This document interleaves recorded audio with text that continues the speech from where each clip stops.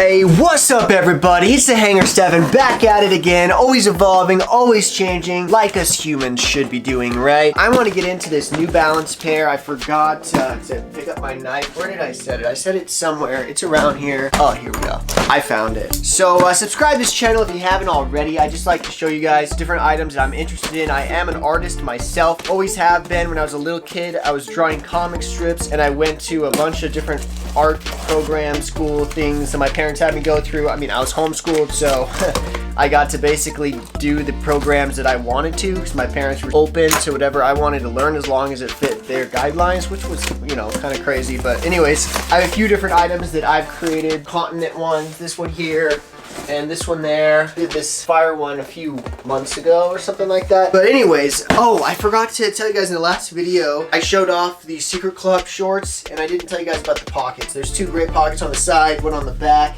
These are from Chinatown Market, made in New York, or at least based in New York. I'm not sure exactly where his factories are, but these New Balance are 100% made in the United States of America. That's the country I live in, so it's always nice to be able to support your own country, or at least the people who reside here. These are the New Balance 327s in the marine blue and yellow colorway. Got my receipt here. Follow no one. There we go. On the box, it says, fearlessly independent since 1906.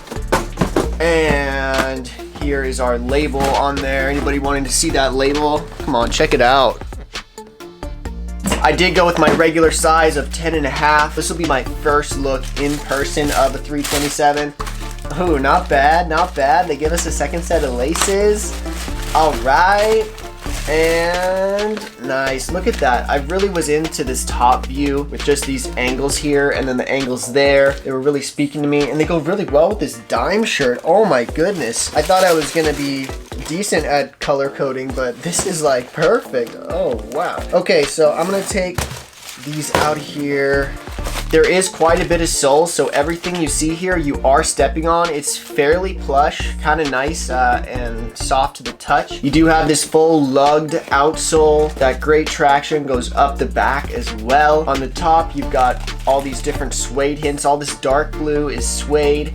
All this light blue is nylon. Let me go ahead and take these laces off real quick. And then the tongue itself is actually all white. So if you put those white laces on, you'd have sort of a white stripe going up here with some different white coming out of those eyelets. This pair in particular keeps restocking. It did sell out when I first grabbed them. I was trying to get them from Hibbett, but they sold out way too fast, couldn't get them. I went onto the New Balance site, they still had them, and so I picked them up right away. I was really excited to grab this pair of ethically sourced sneakers. Let me go ahead and right off the bat, I'm just gonna throw them right on. These are straight to feet. They almost match my shorts, but the blue is a little bit off. It's not terrible, but these shorts really are not gonna match with hardly anything. Oh yeah, these shoes fit perfect. I thought they were more of a Nuggets colorway, but I mean, my Nuggets socks, not really going with it 100%. By the way, I'm not just a Nuggets fan, I'm totally a Dame fan. Look at these. I got my Blazer socks. I'm not wearing them because it doesn't match with what I've got going on today, but let me throw on this other one now. Oh, but first here, let's just look at this insole. It has this ortholite, it looks like, or an ortholite type material. Totally able to be taken out, and then you just got some felt underneath there. Got your New Balance logo on that insole. If you're thinking you need a special insole for shoes, these would be a great one. You could still probably go true to size and put in your special insole, or, you know, still half size up. Just do that if you want, but these do have a good amount of room. If you have kind of a wide foot, you probably don't need to size up too much. But then again, my foot isn't really that crazy wide. I mean, it's kind of wide, but there's really not much about me that's very wide. I'm a hanger, right? Yeah, these shoes super squeaky right away. That's some great grip. I really dig this tongue. That tongue being white is super dope. That is just really hitting it for me. And then also this futuristic sort of locking design for the sole, just amazing. Almost has sort of a Yeezy feel with that sole just being really wide and out there, but totally doesn't at the same time. It totally feels completely new and just revolutionary, right?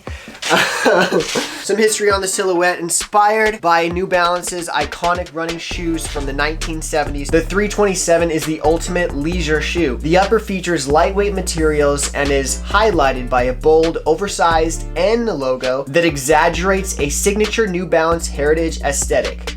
Bold, but made for every day, the 327 is a modern classic. And for the comfort, I would say these feel pretty standard. This foam is pretty just regular EVA foam, nothing too special. That Ortholite insole is what's giving me any sort of a plush feel in here, any sort of a softness to it. And then over time, I'm sure the foam would have some more give to it, but I weigh basically nothing. I'm a featherweight. I guess technically I'd be categorized as a lightweight, but anyway, these definitely are gonna take a while for me to smash down. Most of my shoes, like my Adidas Boost shoes or my Nike React shoes, those don't really get smashed down too badly. They basically keep their shape really well for me. So anyways, anybody who's been watching the play-in tournament for the NBA, oh my goodness, it's riveting. I just finished watching game 1 last night. Seriously, that game was just on the edge of your seat the whole time. From the start, it just seems like the Lakers couldn't make any points at all. I do have a pair of Laker Eric Emanuel shorts on the way. Sort of Lakers, I guess, the purple camo ones. Plus I have the Nuggets camo pair coming in, so the purple camo, the Nuggets camo, and then I'll do